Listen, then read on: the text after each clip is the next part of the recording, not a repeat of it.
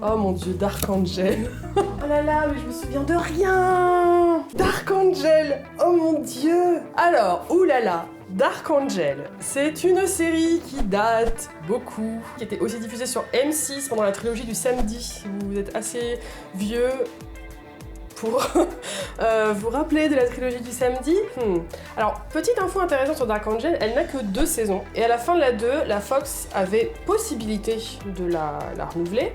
Mais ils avaient une petite série poulain dont ils étaient très très fiers, qui allait révolutionner la télé, qui allait durer pour très très longtemps. Donc en fait ça servait à rien de garder Dark Angel parce qu'ils allaient mettre cette série à la place qui allait au moins durer 10 saisons. Donc ils ont enlevé Dark Angel. Cette série s'appelait Firefly. Et voilà. Donc on peut dire que Dark Angel a été annulé pour rien. Donc c'est pour ça que quand les gens aiment Firefly, et j'aime que les gens aiment des choses, il y a un petit coup dans mon estomac, fait ouais mais bon, à cause de Firefly, Dark Angel m'a été arraché. Et c'est fort dommage. Du coup, Dark Angel, c'est une série de science-fiction qui mettait en scène le personnage de Max, joué par, alors, la toute jeune et toute nouvelle Jessica Alba, qui a démarré vraiment sa carrière avec ça. C'est vraiment la série qui l'a fait connaître le plus, on va dire, au grand public. Une série de science-fiction. Le pilote a été réalisé par James Cameron, c'est lui qui a produit la série. C'est un des pilotes les plus chers de l'histoire de la télévision. C'est aussi un des plus réussis, il est vraiment cool. La série commence à ce niveau-là, au niveau du budget, au niveau de tout ça, et voilà. La série est quand même restée bien, la deuxième saison m'a moins plu que la première, mais c'est une série qui est quand même restée assez constante dans sa qualité et je sais que je l'ai beaucoup appréciée. Ça fait très longtemps que je l'ai vue, je dois préciser quand même, donc j'ai des souvenirs un peu flous. Donc Dark Angel, ça vous raconte une histoire qui se passe dans le futur, dans un espèce de monde post-apocalyptique aux États-Unis. C'est une espèce de ambiance à la Hunger Games dans les districts les plus pourris. C'est complètement le chaos, on dirait qu'il fait moche tout le temps, les rues sont sales, il y a des papiers partout, enfin voilà, le monde va mal. L'intrigue se passe donc à Seattle. Et on suit le parcours de Max, qui est une jeune femme, qui est en fait une femme qui possède des pouvoirs.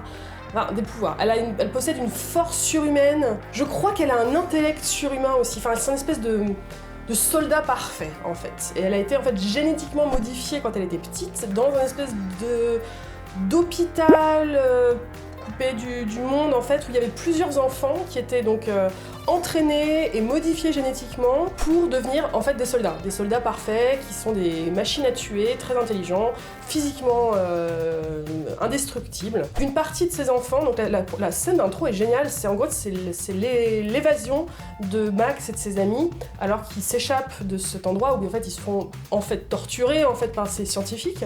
Il y a une partie des enfants qui n'arrivent pas à s'échapper, qui restent aux mains des scientifiques cruels, et une partie des enfants qui réussissent à s'échapper et qui grandissent séparés des autres et qui n'ont plus, surtout, elle a plus du tout de nouvelles de ses frères et sœurs parce qu'elle considérait ses autres enfants comme ses frères et sœurs. Elle fait la rencontre d'un mec qui est le gars qui joue dans NCIS et dans Bull, qui je savais plus le nom de l'acteur, mais en tout cas son personnage s'appelle Logan et ce gars c'est un peu un rebelle, il a une émission ou une voix qui se rebelle contre le système, c'est cette dictature dans laquelle les États-Unis vivent, et en fait elle s'allie à lui, je sais plus trop comment, et elle l'utilise lui et ses capacités informatiques pour retrouver ses frères et sœurs, qu'elle recherche désespérément. Ils se reconnaissent parce qu'ils ont tous un code barre en fait tatoué derrière le cou. Je me souviens à l'époque où les séries étaient très très tendance, il y avait plein de gens qui se faisaient des tatouages derrière le cou pour faire comme Dark Angel. Et voilà.